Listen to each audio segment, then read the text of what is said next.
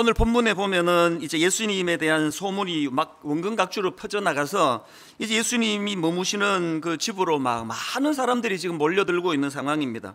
얼마나 많이 몰려왔는지 이제 더 이상 뭐 집 안으로는 들어갈 수도 없을 정도로 그렇게 인산인해를 이루고 있는데, 그 과정에서 이제 이 네 사람이 중풍병자 한 사람을 데리고 와서 도저히 그 집을 이제 뚫고 갈 수가 없으니까 지붕을 뚫고 들것으로 그렇게 예수님 앞으로 인도했다. 그리고 예수님은 그것을 무례함으로 받지 않으시고 귀한 믿음으로 보셔서 중풍병자를 고쳐주셨다. 그러니까 이런 요지의 말씀인데, 이제 지난주에 이제 한 부분을 살펴보았고요. 이제 오늘 다시 이제 본문을 가지고 말씀을 살펴보기로 한 거는, 이제 오늘 본문에서 우리 예수님과 관련한 두 가지 중요한 포인트를 좀 함께 나누고 싶어서였습니다.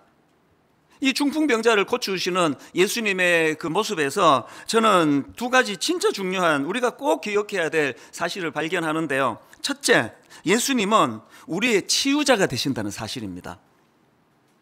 그 지붕 뚫은 네 사람이 예수님의 이런 치유자 되시는 예수님에 대한 믿음이 있었기 때문에 그런 무리수를 둔 거 아닙니까?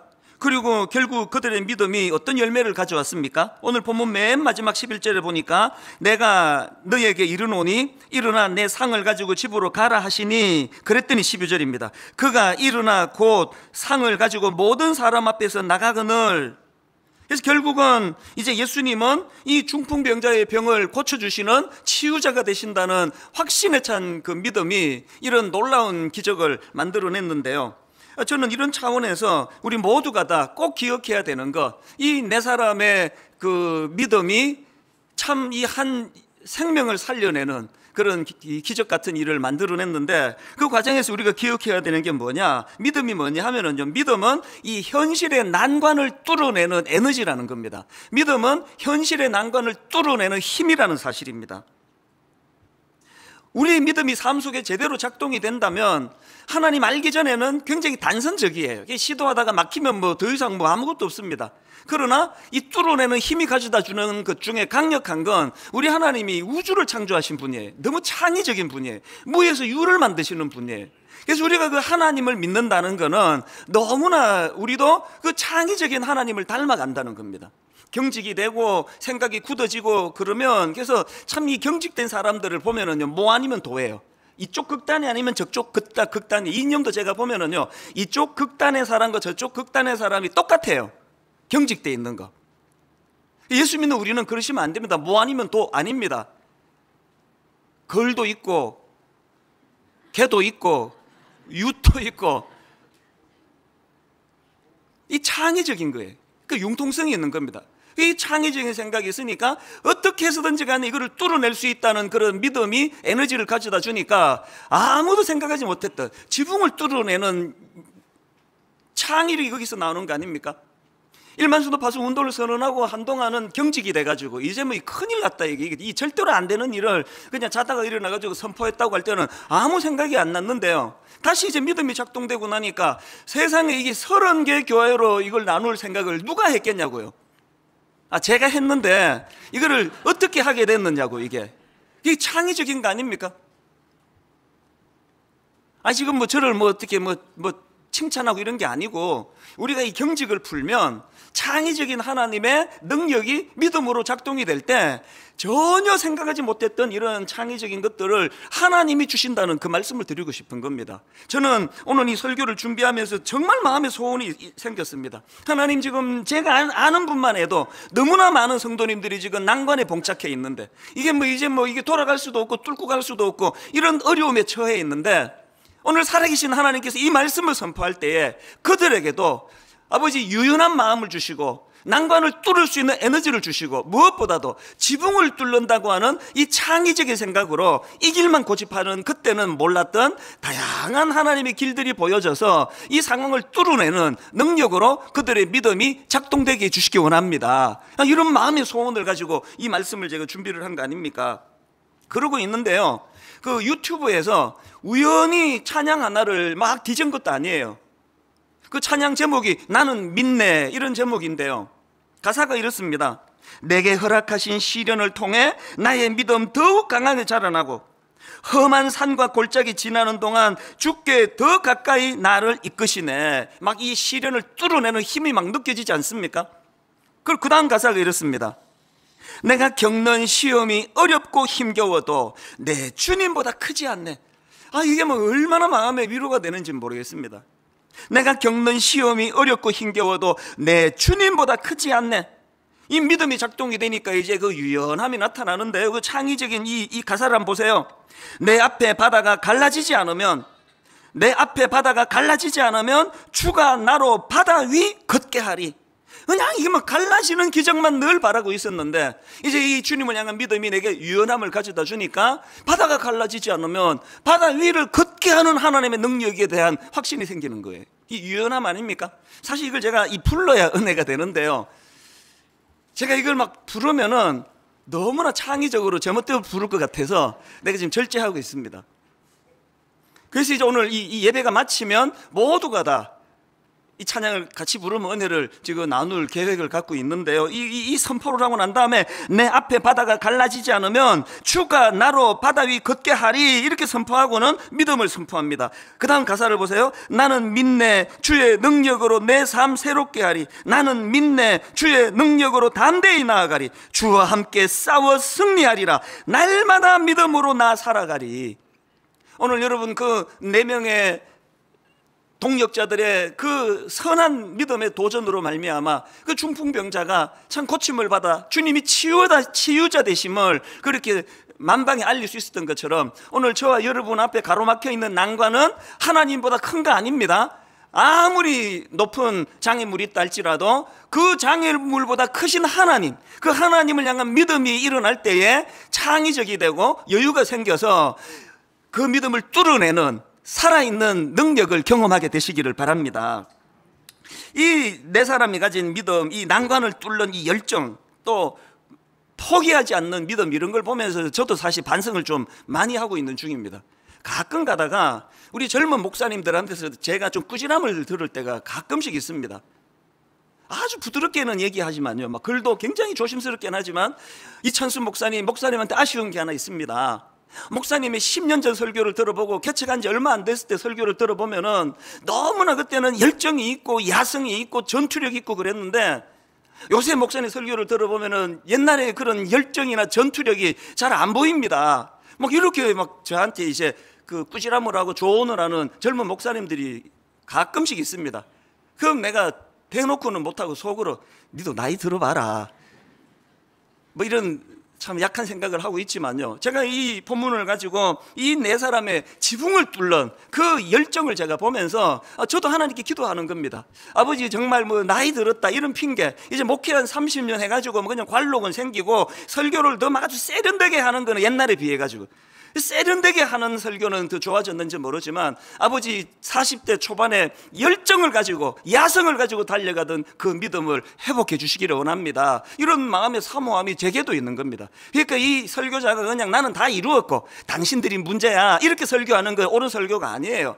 설교하는 저나 여러분 모두가 약한 존재예요. 설교하는 저나 여러분 모두가 다 이 난관을 뚫을 힘이 없는 존재예요. 그래서 믿음이 필요한 거거든요. 우리가 이 찬양을 하나님이 내게 주실 때 내가 겪는 시험이 어렵고 힘겨워도, 나이가 들어갈수록 자신감이 없어지고 나이가 들어갈수록 그런 열정이 사라진다 할지라도 내가 겪는 시험이 어렵고 힘겨워도 내 주님보다 크지 않네, 이 믿음이 다시 한번 우리 안에 이 전투력을 회복시켜주는 능력이 되는 줄로 믿으시기를 바랍니다. 참 하나님께서 저에게 배려를 많이 해주시는데요, 이런 설교를 쭉 준비하는데 불쑥 이제 한 달 전쯤이에요. 우리 교회 홈페이지에 완전 초신자예요.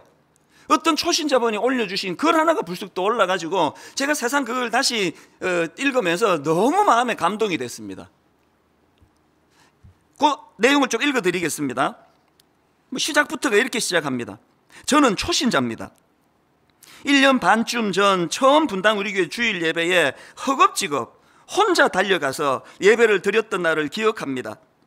저는 교회가 처음입니다.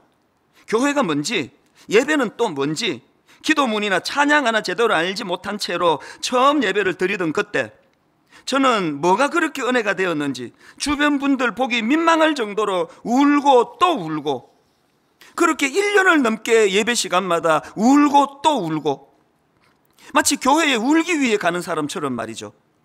초등학교 입학한 둘째 아이의 어려움이 제게 삶이 무너지는 것 같은 시련이고 아픔이고 매일매일이 고통이었습니다.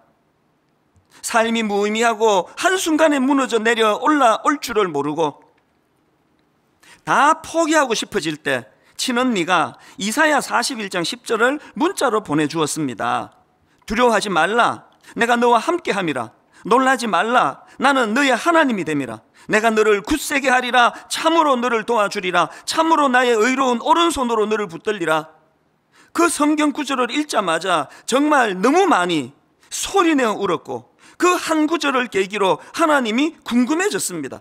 이거 여러분 이해가 되세요? 그 당시로 교회라는 데를 한 번도 가본 적이 없는 분이에요.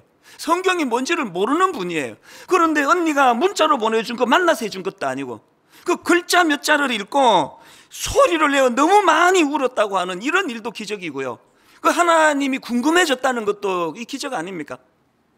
그 다음 보니까 그 길로 교회에 달려왔고 드라마 바이블로 성경을 읽고 또 읽고 쓰고 또 쓰고, 성경이 궁금해서 혼자 큐티 학교도 가고 어머니 기도회도 쫓아가고 그렇게 1년 반을 달려왔습니다. 여전히 자녀 문제, 무슨 내용인지는 안 밝혀서 잘 모르겠지만요, 여전히 자녀 문제로 씨름하고 있다는 내용을 거기다 피력하고는요, 그 다음에 달라진 부분을 이렇게 설명합니다. 앞으로 사춘기 고등학생이 되면 더 어려울지도 모르겠습니다. 그래도 그때와 달라진 것은 이제는 제가 그렇게 무너지지 않습니다. 너무 감동이 됐습니다. 이 아이가 달라진 게 없다 할지라도 그래도 그때와 달라진 것은 이제는 제가 그렇게 무너지지 않습니다. 저를 따라 남편과 아이도 교회에 함께 가고 있습니다. 그 전과 다름은 우리 가족 모두 하나님이 함께 하심을 믿고 있거든요. 이 어려움 또한 하나님이 알고 계실 것이고 이 아이의 아픔 속에서도 주님이 붙들어 주실 것을, 함께 하고 계실 것을 믿고 의지하며 인내하며 따라갑니다. 저는 이분의 이 글을 읽으면서 하나님이 저에게 너 말이야 그 오늘 이 본문 가지고 설교할 때 그 캐캐묵은 이론만 갖고 떠들지 마라. 2000년 전에 이런 일이 있었다는 걸 소개하는 그런 이야기꾼이 아니라 2000년 전에 이 중풍병자를 살려주신 그 주님께서 오늘도 일하고 계시다는 걸 이 초신자를 통해서 네가 생생하게 먼저 기억을 해라. 네가 살아있는 믿음을 가지고 있어야 살아있는 설교를 할 수 있는 거 아니냐.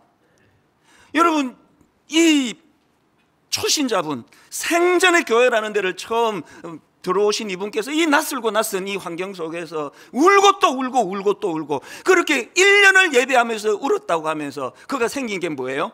야성이 생긴 거예요. 전에는 이 아이 때문에 죽을 것 같이 힘들었는데 얘는 이제 뭐 천천히 변해도 괜찮다, 반드시 변할 것이다. 이제는 얘가 변하는 것이 아니라 내가 변했다. 이 정도로 난 무너지지 않는다. 여러분, 예수 믿은 지 1년 반 되시는 초신자분에게 이런 놀라운 영적인 야성이 회복이 됐다고 한다면 저 같은 목회자들과 오래 예수 믿은 관록 있는 여러분들 안에서 이런 놀라운 역사와 능력과 입술의 선포가 일어날 줄로 믿습니다. 이것을 우리가 확신해야 돼. 주님은 내 가정의 문제를 해결해 주시는 치유자가 되신다. 막 그냥 숨을 못 쉴 만큼 이 문제도 심각하고 저 문제도 심각하고 이 문제도 엄습하고 저 문제도 엄습한다 할지라도 내가 아는 거 한 가지 있다. 이 모든 문제들보다 우리 주님은 더 크신 분이라는 거, 이 믿음이 우리 안에 작동이 돼야 된다는 겁니다. 우리가 사도 바울을 존경하는 것은 바로 이런 믿음을 갖고 있었기 때문 아닙니까? 사도행전 20장 23절에도 보니까 그에게 큰 난관이 있습니다. 23절입니다. 오직 성령이 각 성에서 내게 증언하여 결박과 환난이 나를 기다린다 하시나. 오직 성령이 각 성에서 내게 증언하여 결박과 환난이 나를 기다린다 하시나. 그 다음 24절입니다. 내가 달려갈 길과 주 예수께 받은 사명 곧 하나님의 은혜의 복음을 증언한 일을 마치려 하면은 나의 생명조차 조금도 귀한 것으로 여기지 아니하노라. 여러분, 지금 사도 바울이 자기 앞에 지금 사역을 위하여 달려가면 결박과 환난이라는 난관이 기다리고 있을 것이라고 성령님이 가르쳐 주세요. 성령님은 우리를 속이는 분이 아니에요. 우리가 겪게 될 모든 연약한 것과 아픈 것과 상함을 가리지 않고 다 가르쳐 주세요. 근데 그것 때문에 위축되는 것이 아니라 그럼에도 불구하고 내가 달려갈 길이 있고 주님께 받은 사명이 있다 한다 할 때는 이런 난관 때문에 내가 주저하지 않겠다. 이게 믿음이거든요. 코로나19 가운데 위축된 이 상황 속에서 저와 여러분에게 이 믿음이 작동되기를 바랍니다. 지루한 코로나19가 지금 계속되고 있습니다. 겨울에는 이제 날 더워지면 없어질 거라 그러더니 5월달 들어와가지고 확진자가 더 늘었다는 기사를 제가 봤거든요. 내년까지 이어갈 거라는 가슴 아픈 전망도 있습니다. 가을 되면 또 한 번 또 이게 한 번 또 막 한 번 또 휩쓸 것이라는 이런 전망도 있습니다. 위축이 되지만 우리 확실히 아는 게 있습니다. 확실히 아는 게 뭡니까? 우리 이것 때문에 망하지 않는다는 거예요. 시간 좀 더 끈다는 거지 반드시 극복한다는 확신이 있기 때문에 절망은 없는 거 아닙니까? 문제보다 크신 하나님이 계시기 때문에 그 하나님을 의지하는 도구로 오늘의 이 아픈 것들을 그런 하나님을 의지하는 도구로 사용하는 저와 여러분 되시기를 바랍니다. 이게 치유자 되시는 주님을 향한 믿음이 우리에게 필요한 이유고요. 그런가 하면 두 번째로 예수님은 우리를 치유하시는 치유자가 되시는데 중요한 게 뭐냐? 치유하시되 보다 근원적인 치유를 주시는 분이라는 사실입니다. 5절에 예수님께서 그 중풍병자를 고치는 과정에서 굉장히 독특한 말씀을 하세요. 예수께서 그들의 믿음을 보시고 중풍병자에게 이르시되 작은 자야 내 죄 사함을 받았느니라 하시니, 아니 지금 중풍병자를 고쳐주는 상황이라면 네 병이 나았느니라, 이제 일어날 힘이 생겼느니라, 뭐 이렇게 가야 되는 거 아닙니까? 뜬금없이 네 죄 사함을 받았다. 지금 이 중풍병자가 그 죄책감의 문제를 가지고 심리치료 받으러 온 게 아닙니다. 몸을 못 가누는 그 입장의 육체를 고쳐달라고. 근데 네 죄 사함을 받았느니라. 예수님이 이런 애매한 말씀을 하셔가지고 또 그 현장에 있던 그 서기관들의 강한 저항에 직면하는 거 아닙니까? 7절에 보니까 그 서기관들이 이렇게 마음으로 항변해요. 이 사람이 예수님입니다. 이 사람이 어찌 이렇게 말하는가? 신성모독이로다. 왜 예수님은 이런 그 논란에 휩싸일 말씀을 하시느냐고요? 왜 그러시냐고요? 결정적인 두 가지 이유가 있습니다. 여러분, 이 내 죄 사함을 받았느니라 이 예수님의 5절의 말씀은요, 하나님으로서의 예수님의 자기 정체성을 선포한 거예요.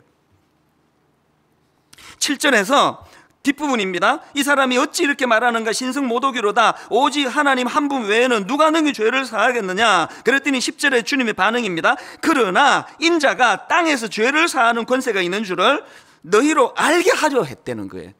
다 알고 하신 거예요. 저항할 거 알고 하셨습니다. 그럼에도 불구하고 예수님은 의사의 정체성이 아닙니다.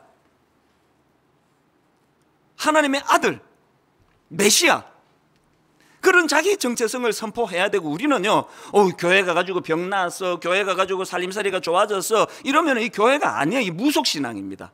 교회는요, 병이 나았어가 아니라 그 병을 고쳐주신 분이 예수 그리스도시라는 걸 선포하는 데가 교회예요. 그런가 하면은 예수님이 왜 그 중풍병자에게 이 죄 문제가 해결했다, 왜 이 말씀을 주시는가 하니까요, 중풍병자 편에 서서 보다 근원적인 문제를 해결해 주시기 위해서예요. 그 사실을 선포하기 위해서입니다. 팀 켈러 목사님의 책에서 이런 내용을 잘 설명하고 있는 걸 제가 읽었는데요, 한번 내용을 들어보십시오. 왜 예수님 이런 죄사함의 문제를 선포하셨느냐? 예수님은 중풍병자의 가장 큰 문제를 밝힘으로써 그의 내면 깊은 곳으로 들어가기 원하신다. 그리고는 이제 따옴표를 해가지고 예수님의 마음을 이렇게 피력한 글을 제가 읽었습니다. 네가 나에게 몸만 고쳐달라고 하는 것은 깊이 들어가지 않은 탓이다. 네 마음의 바람이 얼마나 깊은지를 모르고 있다. 너는 네 마음의 바람이 얼마나 깊은지를 너는 모르고 있다. 이렇게 예수님의 마음을 전하고는 그 책에서 신시아 하이메일이라는 사람의 글 하나를 소개하는데요, 이 신시아 하이메일은 어떤 사람인가 하니까 영화관 매표소 직원으로 일하면서 그 배우의 꿈을 꾸면서 그 무명의 배우 시절에 너무나 유명한 배우가 되기를 원하는 사람들이 시간이 가면서 그렇게 유명한 배우가 되는 그런 사람들을 좀 알고 있다는 겁니다. 제 추측에 헐리우드에 있는 영화관인지 어쩐지 모르겠습니다. 이 신시아 하이멜이 보니까 그 무명 배우 시절에 그렇게 인기에 목마르고 명성에 목마르고 대배우에 대한 목마름이 있던 그 사람들이 세월이 흘러가지고 유명한 배우가 되고 명예를 얻고 부를 누리고 해서 가만히 그 사람들을 보니까 여전히, 아니요, 오히려 더 무명 시절보다 짜증이 많아지고 불안감이 많아지고 불면증에 걸리고 이러더라는 거예요. 이거를 이 신시아 하이멜이 어느 그 잡진지 신문에다가 글을 기고했다는 겁니다. 예수님이 지금 움직이지 못하는 육신의 병 때문에 지금 들것에 실려온 그 병자를 고쳐주시면서 네 죄사함이 받았느니라고 선포하시는 거기에는 예수님의 무슨 배려가 있습니까? 네 지금 생각에는 몸을 움직이지 못하는 이것 때문에 네가 불행한 것 같지만 이제 이 문제가 해결이 되고 달려가고 뛰어가고 마음대로 육신을 다시 회복한다 하더라도 그게 너를 근원적으로 행복하게 할 수 없단다. 이걸 지금 가르쳐 주시는 거예요. 네 죄사함을 받았느니라 이 선포 속에는요, 아무리 겉으로 잘 되고 부자 되고 막 몸 건강하고 100살까지 살고 다 갖추어도 근원적으로 죄로 말미암아 하나님과 원수되었던 그 상태가 하나님의 죄사함의 사죄의 은총으로 말미암아 하나님과 화해하고 하나님과의 관계가 회복되지 않고는 네가 절대로 행복할 수가 없어. 이걸 가르쳐 주시는 사건이라는 것입니다.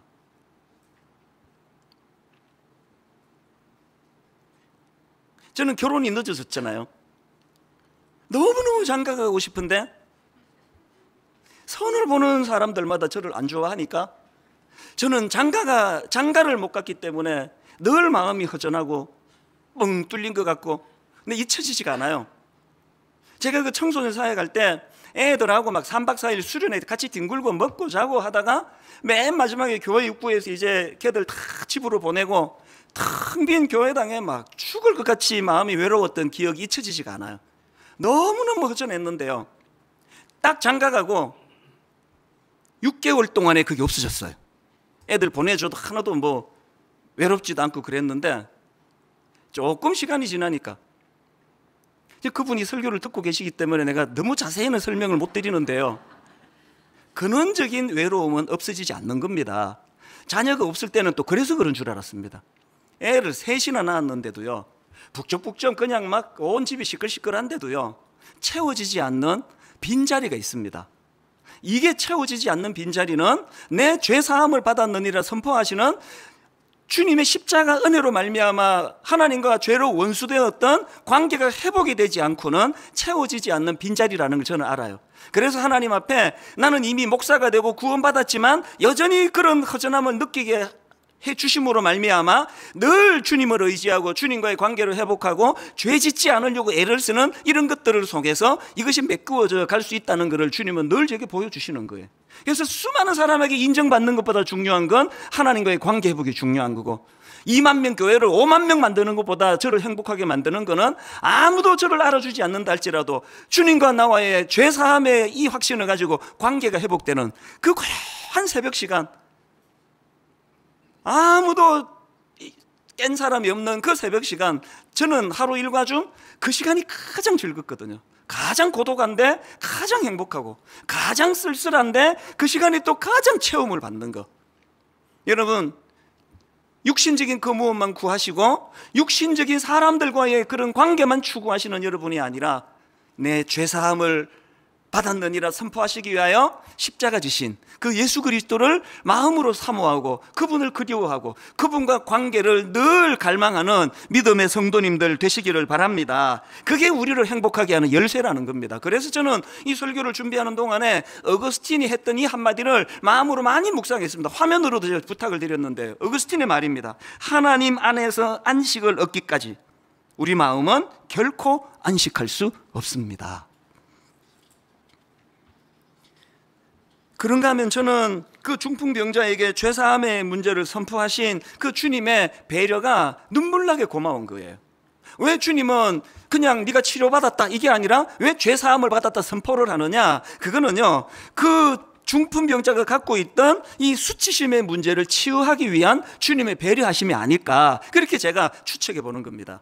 왜냐하니까 우리가 지난 시간에 살펴본 나병도 그랬지만요, 오늘 본문에 나와 있는 이 중풍병자에게 찾아온 중풍병도 그 시대적으로 많은 사람들이 이 하나님 앞에서 저지른 죄 때문에 생긴 병이라는 인식이 있었기 때문에 이것이 얼마나 그에게 수치심을 가져왔겠냐고요.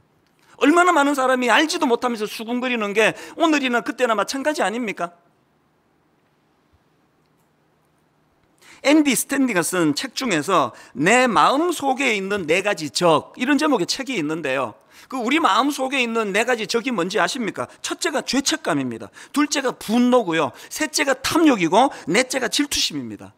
내 안에서 나를 괴롭히는 그 4가지 적 중에 제일 먼저 나오는 게 죄책감이에요. 그 중풍병자가 몸을 가누지 못하는 불편함도 자기를 불행하게 만들었지만 그 죄책감의 문제. 이게 죄 때문에 이런 일이 일어났다는데. 저는 최근에 책 한 권을 구입했는데 몇 주 전에 말씀드렸잖아요. 가끔씩 제목만 보고 책을 구입할 때가 있는데 이 책도 그 케이스예요. 이 책의 제목이요, 수치심 권하는 사회. 내용도 안 보고 샀습니다. 너무 와닿아가지고. 오늘 우리 시대는요, 수치심 권하는 사회예요. 제가 분당 우리 담임 목사로 슬픈 게 뭔지 아십니까? 어떤 사람들은요, 저를 망하기를 불꽃 같은 눈으로 지켜보는 느낌이에요. 예배 시간에 단어 하나 잘못 쓰면요, 바로 날라와요. 봐라, 이찬수 목사 말하는 꼴을 좀 봐라. 글 바로 날라옵니다. 수치심 권하는 사회. 이게 너무 와닿는 거예요. 요즘에 제 습관이요, 예배 마치고 나가자마자 물어요. 오늘 또 말 실수한 거 없냐고. 너무 슬퍼요. 저는 우리 아이들에게 시간이 가서 미안한 게 있습니다.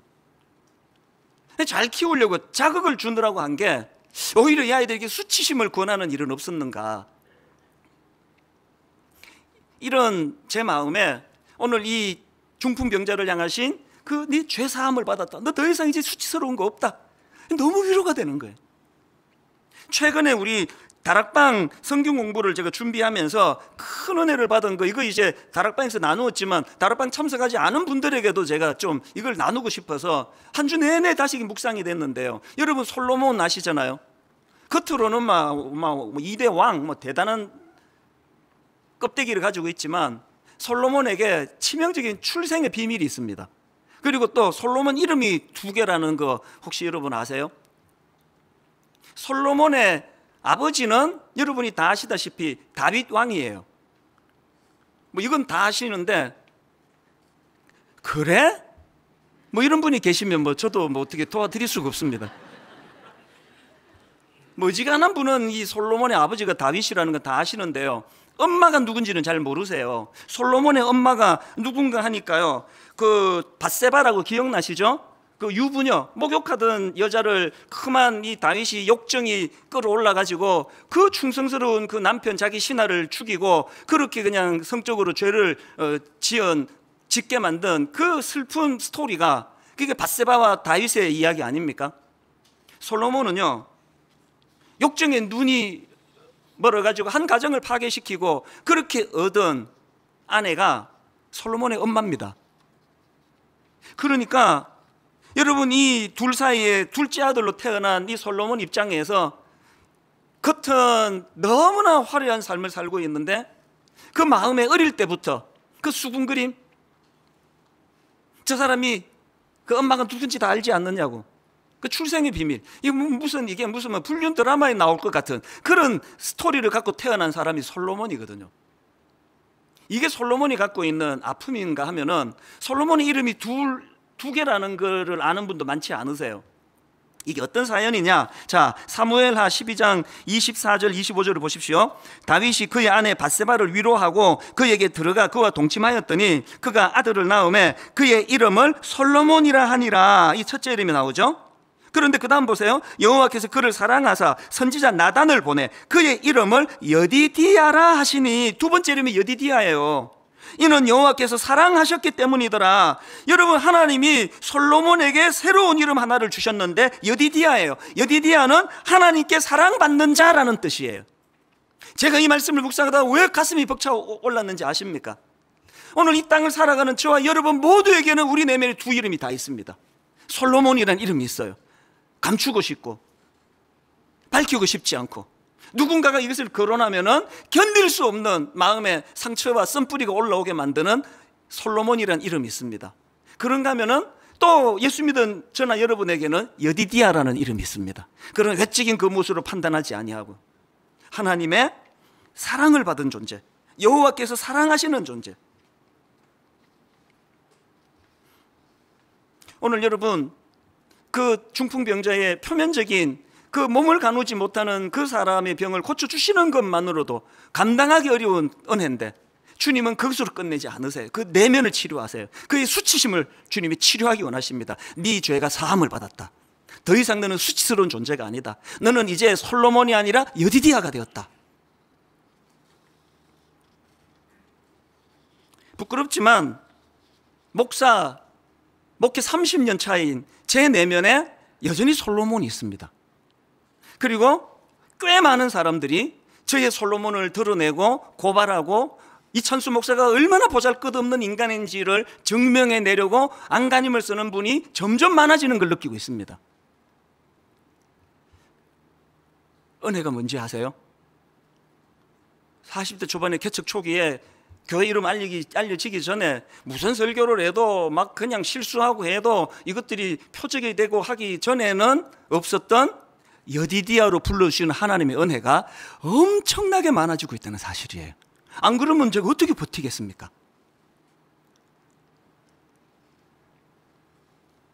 로마서 8장 1절 그러므로 이제 그리스도 예수 안에 있는 자에게는 결코 정죄함이 없나니, 또 로마서 8장 33절 누가 능히 하나님께서 택하신 자들을 고발하리요, 또 34절 누가 정죄하리요, 죽으실 뿐 아니라 다시 살아나신 이는 그리스도 예수시니 그는 하나님 우편에 계신 자요. 그 다음 보세요. 우리를 위하여 간구하시는 자시니라. 뭘 간구합니까? 하나님, 저 초라한 이찬수 목사가 더 이상 솔로몬으로 살지 아니하고 여디디아로 살게 된 인생임을 자각하기를 원합니다. 우리에게 주시는 위로가 그거 아닙니까? 여러분, 더 이상 솔로몬으로 살지 마시기 바랍니다. 못된 것들이 여러분을 너는 솔로몬이야, 너는 솔로몬일 수밖에 없어 아무리 지적을 한다 할지라도 늘 성령 안에서 그분과의 교제가 일어나는 여러분은 아니야, 나는 이제 여디디아야, 나는 이제 솔로몬 아니야. 오늘의 결론을 성경 두 구절을 읽어드리고 마치려고 하는데요, 출애굽기 15장 26절입니다 제가 두 가지 강조 중에 첫 번째가 여기에 해당됩니다. 이르시되 너희가 너희 하나님 나 여호와의 말을 들어 순종하고 내가 보기에 의를 행하며 내 계명에 귀를 기울이며 내 모든 규례를 지키면 내가 애굽 사람에게 내린 모든 질병 중 하나도 너희에게 내리지 아니하리니 이 선포를 기억하십시오. 나는 너희를 치료하는 여호와임이라. 나는 너희를 치료하는 여호와임이라. 무슨 일로 좌절하고 무슨 일로 이제 전의를 잃어버리셨는지 모르지만 여러분, 그 장애물 앞에서 주저앉아 있는 여러분을 이렇게 세우시는, 치료하시는 하나님이심을 믿으시기를 바랍니다. 그런가 하면 그 다음 성경 구절, 오늘 본문 마가복음 2장 5절입니다 예수께서 그들의 믿음을 보시고 중풍병자에게 이르시되 작은 자야 내 죄 사함을 받았느니라 하시니, 아까 말로 표현하면 너는 이제 솔로몬이 아니라 여디디아가 되었노라고, 십자가를 통하여 내가 너를 여디디아 삼았노라고 하는, 급만 치유해 주시는 하나님이 아니라 오늘 우리 내면의 십자가를 통하여 내 상한 내면을 치유해 주시는 그 주님의 십자가를 의지하고 다시 한번 전의를 불태우며 도전 앞에 기꺼이 승리할 수 있는 그런 담대한 믿음 가지시기를 주님 이름으로 축원합니다.